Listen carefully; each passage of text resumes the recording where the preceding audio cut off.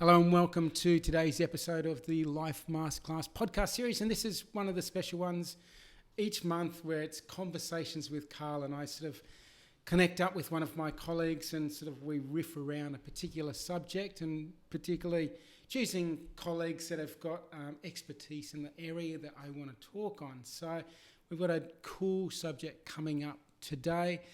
If this is, enjoyable for you, do pass it on for me. I appreciate that. And don't hesitate to reach out if you've got any questions for me as a result of this conversation.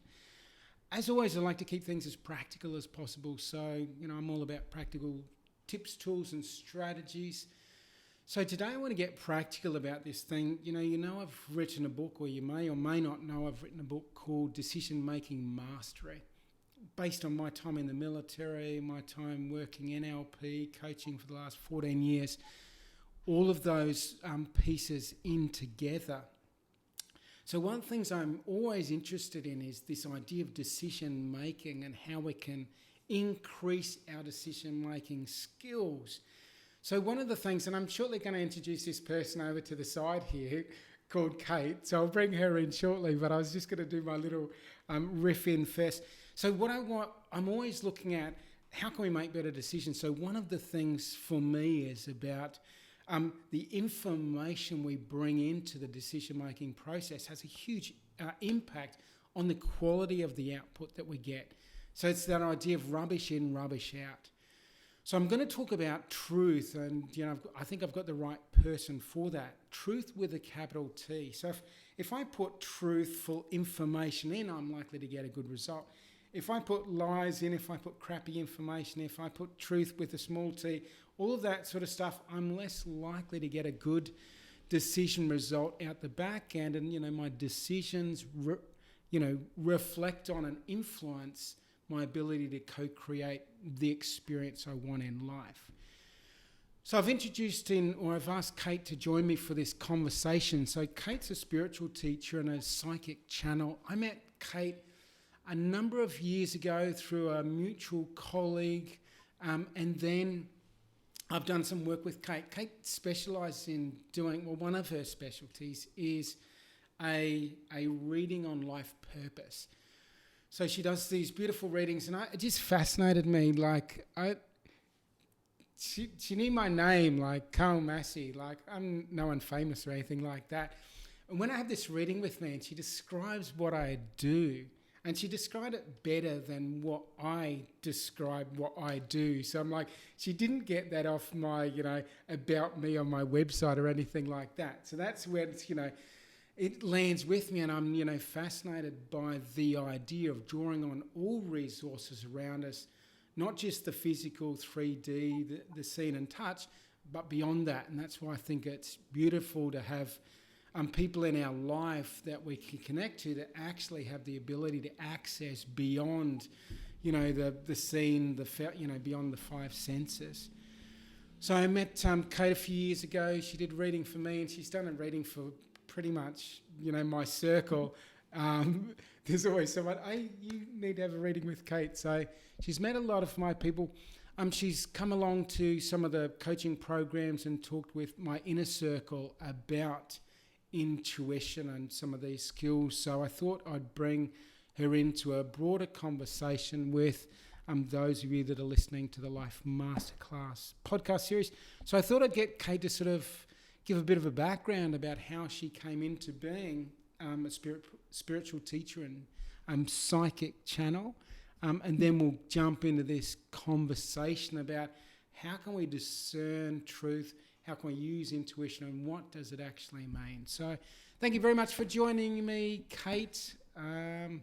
Please let us know a bit of the background of yourself, and then we'll get into the topic. Hi, Carl. Thank you so much for inviting me today to speak with all of your guests. And yeah, I'm really looking forward to this. It's always a fascinating conversation with you. So I guess this journey for me began a long time ago in my childhood. I was always very perceptive and aware of energies and experiences, I guess, that other people around me couldn't acknowledge or say that they are experiencing as well, other than my sister, the next sister down. She also was experiencing these things, and often it would happen in my bedroom at night when I was a little kid, or going to a stranger's house, or I had an invisible friend that my parents kind of let me set the table for and put the seatbelt on in the car, but they would that was my make-believe friend. That was Kate's make-believe world. And, it kind of, I never really felt as I journeyed on through school that I fit in anywhere. I couldn't make sense of where I belonged or how I fit in. And I guess it's because often in the school zone or any sort of most mainstream life, spirit isn't really acknowledged or spoken about in the way that I experience it. So as far as all the careers that were, on offer for me, I didn't, art was maybe the closest I could get to, because, the religious offerings that were given to me, I knew weren't right as well. So I sort of went on a journey of discovering and researching lots of religion and lots of different things. But I really got brought back to it again. I was a ski instructor for a period of time, and then I studied massage. And while I was studying massage, I started to notice that I was sensing and feeling these things very strongly with the people that I was working with my hands on. And it was really reminding me of the experiences I had as a child. And so then I started to become more and more fascinated in it and delved, way deeper into my spiritual practice and to study mediumship and lots of other skills that have kind of built on from there. But mediumship didn't really answer the big questions I had in my life. I had some very big questions about what are we all doing here? What's the point of our life? Why are people suffering? Because I was, around a lot of suffering also as a child in my family. And as I know now, everything's on purpose. There are no accidents. There are no mistakes. And so that was part of, the prompting and the prodding of the universe to make me, consider more deeply why people have experiences in their life and why some people's lives seem to be very calm and smooth and other people seem to be sort of rugged and like mountain ranges of experience of,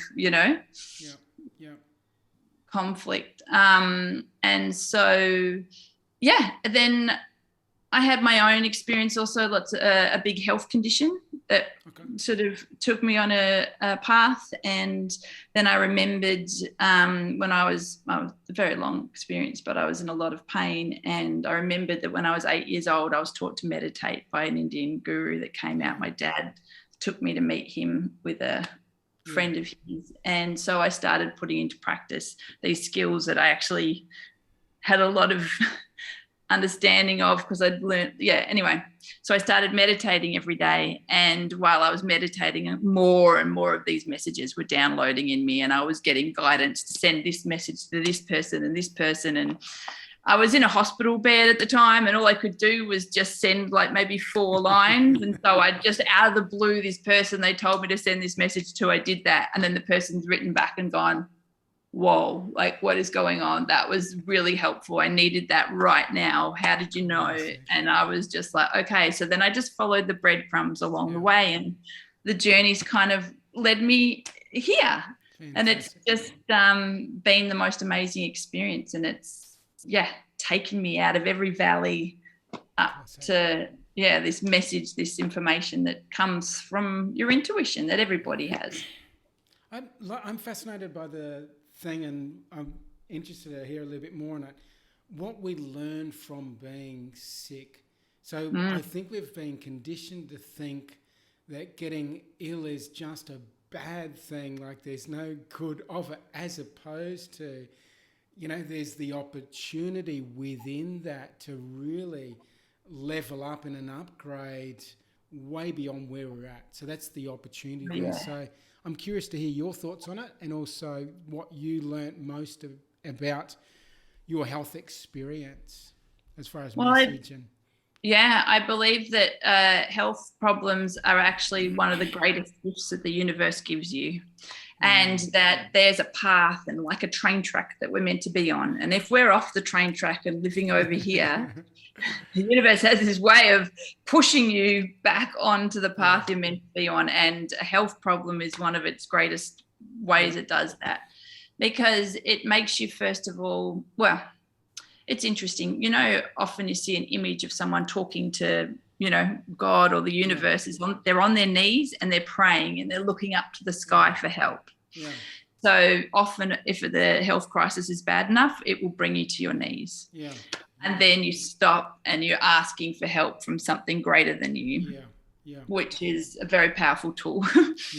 And so then in that moment, then you start thinking about yourself and what can I do to become better? And so then you go on this journey of looking at all sorts of things like diet, nutrition, meditation, perhaps,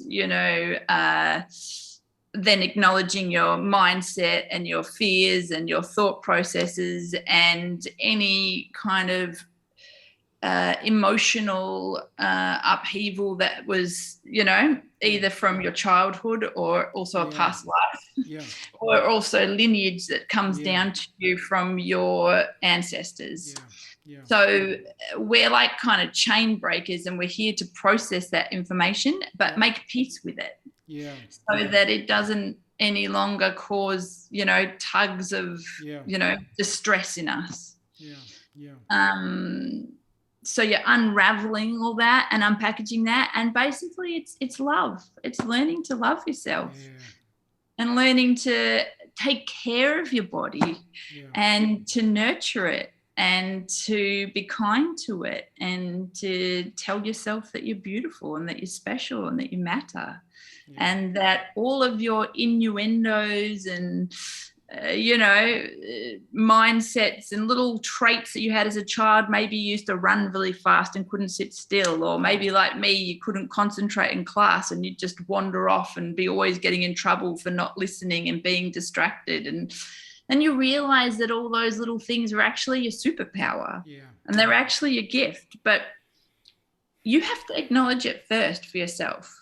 No one on the outside, well, you're lucky if you've had people on the outside growing up that have acknowledged it and seen it, but quite often it's you that has to, give yourself credit for who it is that you are and speak to yourself kindly and go on this journey of learning to listen to your inner voice and the voice of, your inner self that has been shut down and ignored and compressed and told no and be quiet and sit still and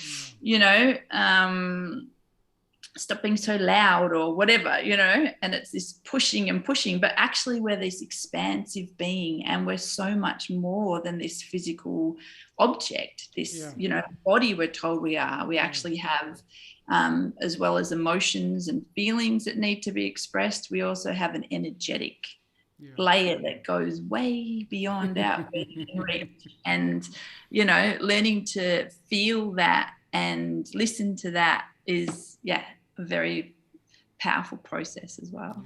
It's a beautiful thing, and there's a healing. As much as it's uncomfortable at the moment, there is a healing opportunity for us all to really heal some things for us personally, within our families, community, and with the world at large. And that really is an interesting experience and not always a comfortable experience. And, that's the thing with people having an illness or having a health thing, as wanting to avoid the feelings of discomfort and realising that's part of the process, and that's part of, I think, capturing our attention as well. So sometimes, illness might take us off the grid, wipe us out so we can't go to work. So then we're alone sitting there with the space to actually take the attention inwards and ask those questions about, why am I doing what I'm doing? Do I love what I'm doing? Why am I clocking on and clocking off at that particular thing? Why am I still involved in this thing over there? So, I think it's a beautiful thing, and I think that's a good message for everyone to start off this conversation is, don't think it's bad or avoid it or try and suppress it or numb it out. And that's, an unfortunate thing with a lot of the modern medical practices and allopathic practice, a pharmaceutical thing is, let's take something to suppress, to numb, to distract or whatever. Sometimes it's about feeling. And that's what this conversation is about. It's about, how do we feel? Like, how do we sense? How do we see? How do we understand the truth so we can, make the best decisions based on the most credible information? So I'm curious to know, just generally, what are your tools or practices? How do you go about discerning truth when there's, lots of things flying around the airwaves?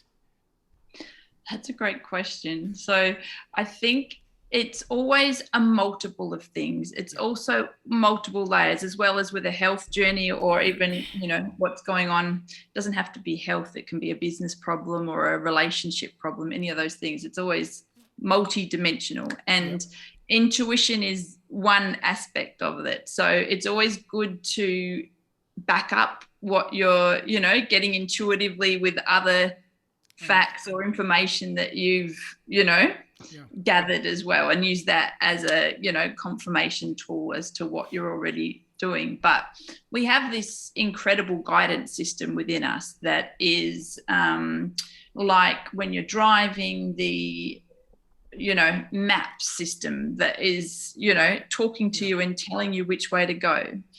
And often a lot of it is about trust, and trusting that there actually is something greater than you that you're not necessarily aware of maybe yet at this time, but it is there, and there is a way to develop a communication form with this energy, really.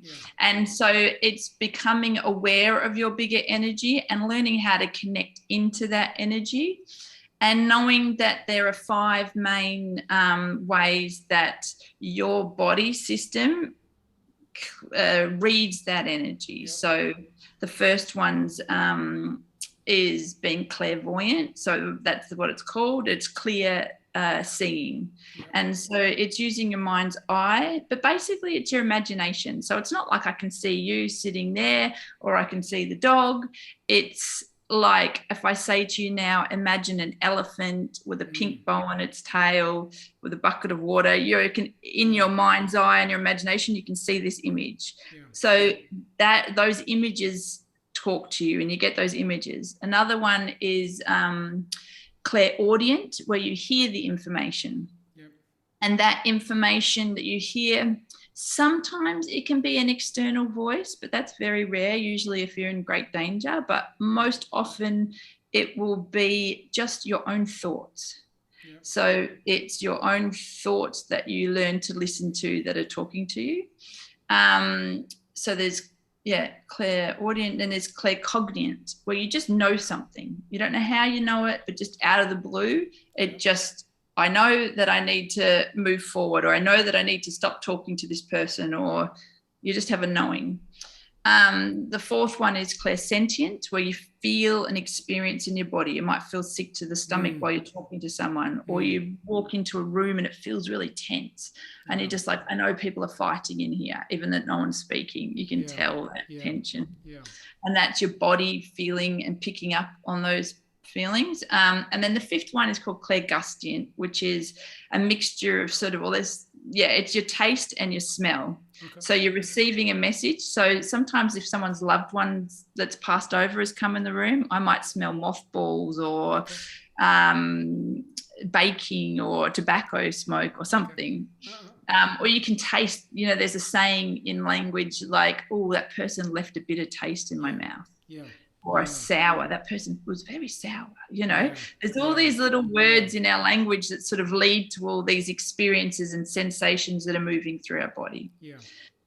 But then you ask yourself, well, how do I trust that? How do I know if that's me or if that's something that I'm just making up with my imagination? And so it comes with practice, and it comes with training, and it comes with, learning to decipher things. But the best way to start developing that, well, first of all, it's trust. First of all, it's trusting that there really is something there. Yeah. And you have to step into that belief system of going, okay, I'm open to receiving some guidance. And for some people that can be a bit spooky, or you can have your back up a bit. So it's learning to put that out. Meditation is just the most powerful tool. So being anything though that leads you to that, if you feel like you're the sort of person that can't meditate, or you haven't gone on that journey yet, just spending time alone is really powerful. We're so busy talking on the phone to people, watching television, in our workplace, that you're picking up on the energy of everybody else, and it's everyone else's opinion, and it's all noise and information that your body's feeling. And so when you're alone, especially in nature, then you're allowing yourself to decompress from other people's energy and feeling the pure energy of nature. And then it gives you the opportunity for that still, quiet voice inside you that's whispering to you, that's trying to give you that message, and you can, feel it, see it, hear it. But often we're a little bit scared to do that. That's why people often have super busy lives and super stressful lives. And, they don't realize that they're actually caught up in this sort of merry-go-round of stuff, because it keeps them away from that little feeling or that little voice, because that little feeling or voice might be saying to you, hey, this relationship isn't right anymore. Come over here. Hey, this job isn't suiting you anymore. Come over here. And often these things seem to you like they're not practical. Like, how that's preposterous. Like, how could I possibly leave the job? I've got this, and all the problems start to think. So another thing is really good is to acknowledge the information. So start to get a little book, keep it with you, and at night, gratitude's a really cool thing, but also acknowledging the wisdom and the guidance that you've seen throughout the day. So if you get a little synchronicity, even if you think, oh, that could have happened, or I could have just tried to make it happen, just write it down anyway. Just go, okay, just for the time being, I'm just going to live in the belief zone rather than the non-belief. It's kind of like a decision you have to make. Am I going to live in this room, or am I going to live in this room? Because, I've worked with people a lot, and I've taught them all these tools, and then they keep coming back to me, oh, but, how do I know? How do I trust? I said, you just have to start to go, okay, and do it with little things at first. Like, just choosing which jam to buy at the supermarket. Do you know what I mean? Like, just say you're starting to reduce the amount of sugar in your life, and you're at the supermarket and you're trying to choose which jam. Before you pick up the jar and turn it around and read the ingredients, just give yourself a little opportunity of a little test of just going, okay, and you call in your intuition and you say, which one has the least sugar? And just allow yourself, you may get a feeling that one is more, you might just think it just looks prettier. I like the packaging. Don't doubt, no little, negative little voice. Don't listen to that. Just listen to the one that's saying it's prettier. And you're like, okay, whatever it's, you know what I mean? Or, just you'll get drawn in a certain way. You might, pick up one and get more, and just allow it. And then once you've just said, okay, I feel like this is the right one, then turn it around and read. And you know what? At the beginning, if you get it wrong, it doesn't matter. It doesn't matter. It's just like when little kids are learning to walk. If someone falls over, the little child, you don't give it a hard time. Oh, I can't believe you fell over again. You just actually keep encouraging them. You got it. You're going to do this. It's going to be okay. And eventually they're walking, and then they're running and riding a bike and all the fun things that happen. So it's the same with yourself when you're on a new journey of any type of journey. You're forming this relationship with yourself and with this energy that's coming in and around you. And it's important to, make it a sacred space, knowing that you're sacred and I like the idea of that trust, and that can be a challenging thing for people depending on how they've brought up, life experience and that sort of stuff. So I like, just the land of possibility. So possibility means you don't have to go, it's all going to work out wonderful, but it's possible. And everyone's open to the idea that it is possible that things will swing in my favour, that things will work out for me. So I think people are open to that piece. One thing that came to mind as you were talking was, I think we've been conditioned to intellectualise so much. So, we actually need to relearn how to actually feel. And I think that's the big gap for a lot of people is I actually don't know how to feel, or my sensory thing. And that's why I like the idea of you talking about just doing these little testers along the way just to build that muscle up. Can you sense a different feeling when you're doing this? You've got a decision to make.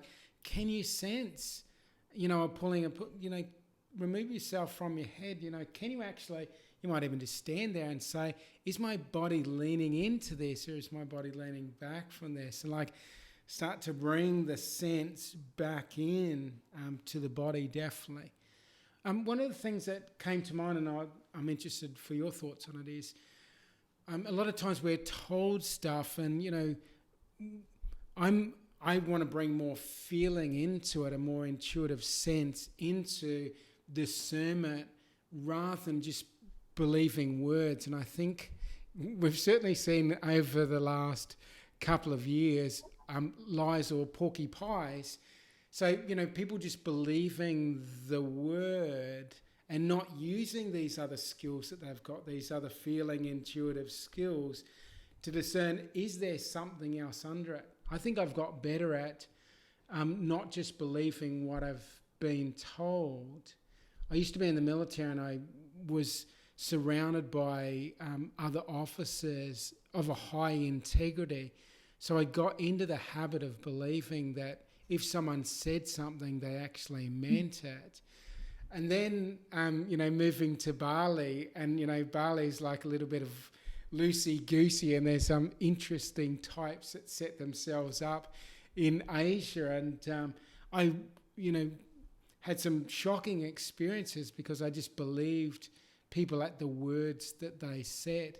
So it's not, being a negative person or a pessimist or a whatever, to actually go, no, I'm going to have a little bit of extra discernment. I'm not just going to take someone's words at face value. I want to bring in all of me when I'm deciding on, are those words with a capital T or are those words with a small t, or are those words complete nonsense? So what's that bring up for you, or what's your thoughts on the intellectualizing and the bringing the body into it? Well, for everybody, it really is a journey that we're on about trusting the outside world or trusting the inside world. And everyone's at a different, level of existence. And you can't judge anyone, I guess, for different, because for them at that time, that decision might be right for them. But you have to always bring it back to yourself of what's right for me right now. And like you said, with that tool of your body moving forward or moving back, that's a really very powerful tool. Yeah. You can also do other ones, like if you have to make a decision, you can write on a piece of paper what the two decisions are and then scrunch them up or fold them up and write on one of them 1 and 2 and then move them, so you don't know what they are. Yep. And then put them up in your mind and just ask yourself which one is drawing me, which one do I feel more connected with, which direction. Yep.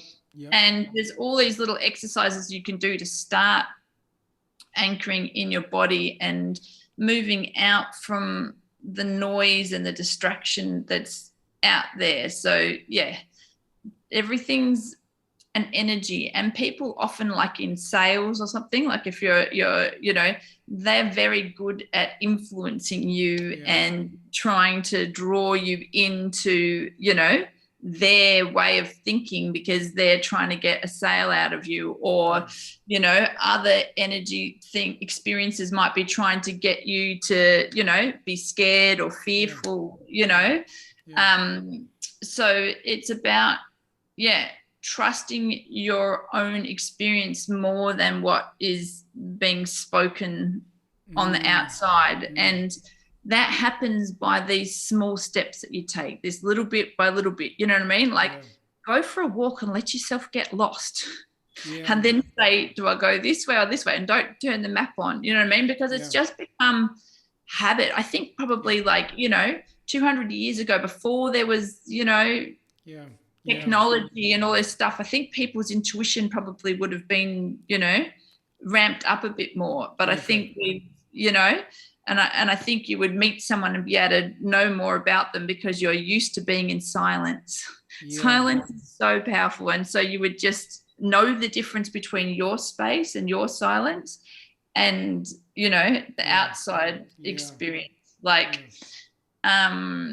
guess it goes back to, it's trusting your nervous system. So if you're out in nature, do you know what I mean? You'd know how to read like a bird, or is it a tiger, and am I safe sitting with a bird, or is this tiger giving me, the warning bells to run? But we're already so wound up and in such fight, flight responses that it's about lowering your energy field and learning to ground yourself and learning to, like you said, embody yourself. But it's a step-by-step process. I was working with a client yesterday, and I was sort of saying that, try and get in life where you're working at about 80% capacity, so you've got space in general for magic to come in, but also you've got space if life throws you a curveball, you've got the ability to, absorb that and handle that for a while.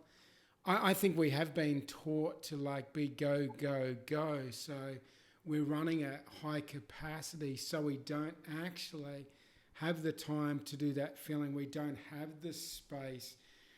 We don't have the space to create those times of silence where we do re-plug back into the magnificence of self. And I sort of use a catchword of, we've been led to believe we're less powerful than we are. And I think, again, this idea of if we do create this space, I think naturally we will start increasing our intuitive sense. Because, again, I agree, I think it's there already, and it's been, part of our makeup for thousands and thousands of years, going way back. And, our reliance on technology has got us a little bit weaker in the use of that, and maybe parts of, that system have atrophied a bit because we just haven't used it.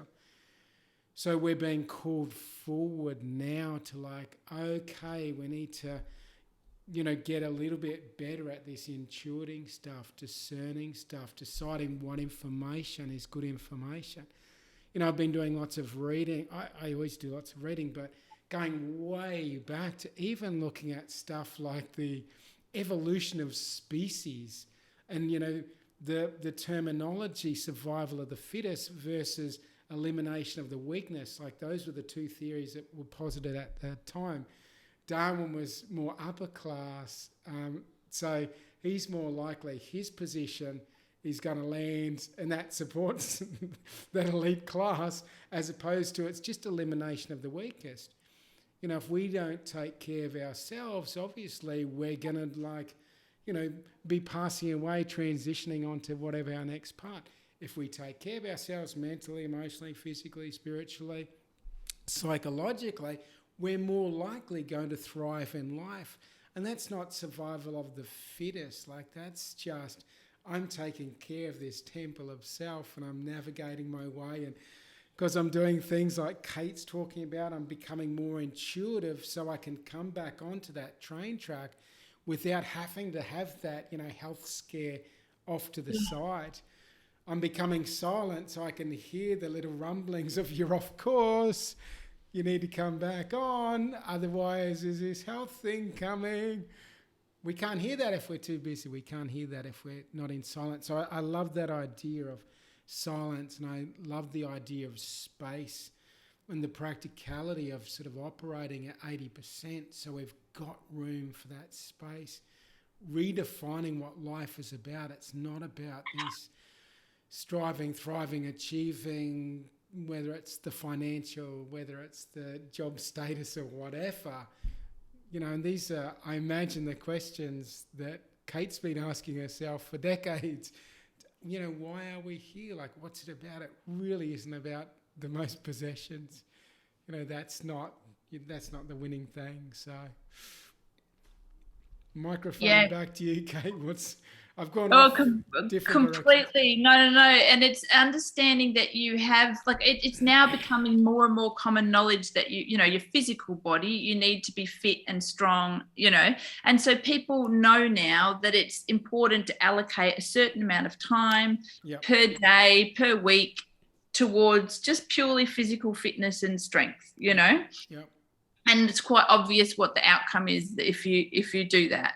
And so it's that you have to, because society doesn't put much value, like you said, on intuition. It's not really spoken about yet, you know what I mean? Yeah. But years ago, yoga wasn't really spoken about. It was just some, unusual hippies maybe with dreadlocks going to India or something. Yeah. But now it's really cool and it's common knowledge and everyone's running down the street with a yoga mat and, it's part of this sort of exercise life.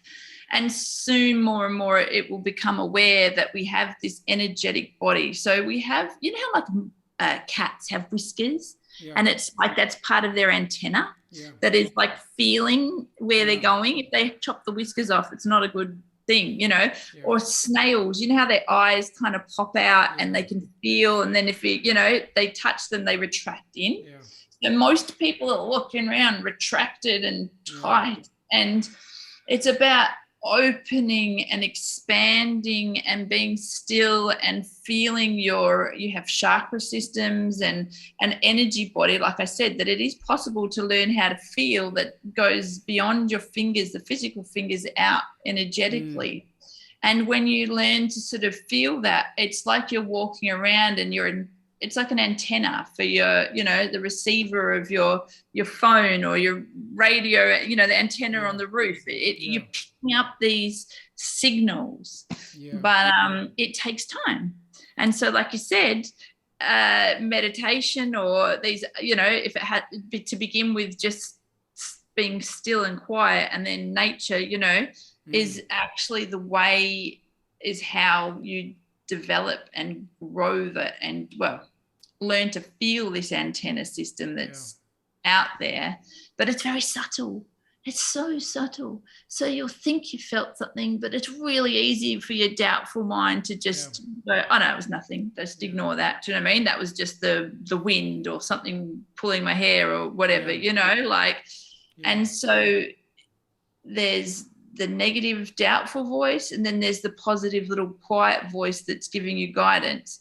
And it's a will. And so you have to, if you sit and listen to this negative voice all your life, you know what I mean, then this one's just going to be dominant and internal and not be there. So you've got to learn to divert your attention and not look at that, and allow this and give more attention to this one, and eventually this one quietens down and this one gets louder, and then it gets like a loud speaker, and you just going, whoa, don't walk that direction, turn around. And then the things that you get shown and like you could never have known. There's no way of knowing 3 months down what's going to happen other than having this antenna have told you, because logically it doesn't make sense, and that's cool. And I'm just like looking at time there, and what I'd like to do is like summarize like the key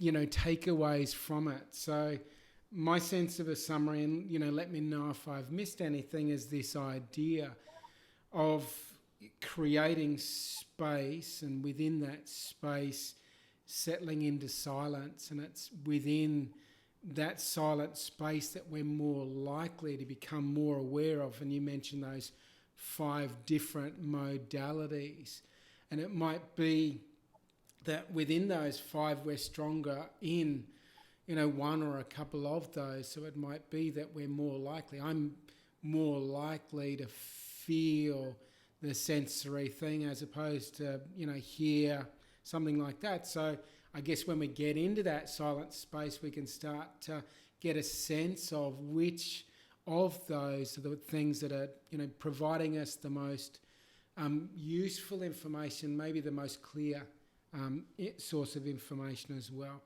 We talked about trust, and if trust is a difficult thing for you to believe in, trust of the universe, source, God, Allah, life, Mother Nature, whatever it is, if that's a little bit of stretch, it's like open to the possibility that things can swing in your favor, open to the possibility that life really does love you and life loved you into being, and, this meandering course, this course you're on in life, life does sort of have these tracks for you, as Kate said, and is sort of trying to steer you back on. So life isn't attacking you because life doesn't love you. Life loves you beyond your imaginings. So, allowing yourself to receive that. Don't think that discomfort is automatically something wrong. That discomfort might be the thing that is necessary to capture your attention. And once it captures your attention, it might be, now that you've got your attention, find that space, find that stillness and see what's revealed in the stillness. I love what Kate talked about, like those little micro tests that you do along the way, choosing the jam. If you make the choice that you want to eat less sugar, which is a beautiful choice for each of us. There's no one that choice wouldn't benefit. So, try that out. See if you can sense. I like peanut butter. So it's like, which of the peanut butters have got the least amount of sugar in them? So, that might be the choice thing. So I think that's a beautiful thing as well. I'm just seeing if I got any other things here. And again, the other point I talked about was this 80%, so not going full on. So we've actually got, space to do this stuff, to drop back in. Kate talked about practices, meditation as, one of the primary practices for creating space, for creating stillness, and for being able to drop back into and drop into that intuitive space. So I think, take away, if you don't have a meditative practice or a mindfulness practice, Kate talked about just being in nature. So it might be that it's not, you don't feel that you're ready to sit down in meditation. It might be sort of walk outside, sit in the park, take your shoes off, bare feet on the ground, and, just give yourself 10 minutes to just sense what's going on around you. Like, what are you sensing? Have a look at the birds and, what are your sensings going on with those? And, plug yourself a little bit more into nature and plug yourself out of, we talked about technology might be one of the things that takes you away or further away from your intuitive sense, your innate intuitive sense. So I think those are the main things. Anything else that you wanted to add to that, Kate, as summary pieces? Yeah, I think you have, done a really good job of summing it all up. But it's just that, whatever experience you're going through, whatever's causing you any type of discomfort or pain in your life, just try and change the wording of it, that it's not anything bad or that it shouldn't be happening, because everything is happening on purpose and everything is a gift. And it's about being able to understand, what that gift is that's been given to you. And the gift is always leading to you to what it is you're meant to be doing and finding your, happiness and peace. Sensational. So thank you so much, Kate, for joining me. And as I said, I'll put in the show notes Kate's website. It's Kate Williams. It's www. Forgotten how to actually say a URL. So it's katewilliams.com.au, but I'll put it in the show notes. And if you're interested in getting a life purpose reading, I highly, highly recommend that. So do get in touch with Kate about that. And like I said, I'll have her details in the show notes. So thank you so much, Kate, for joining me, and for everyone listening in wherever you are on this beautiful, gorgeous, incredible planet of ours. All the very best and take care. Thanks so much. Thank you so much. Bye, Carl. Thank you.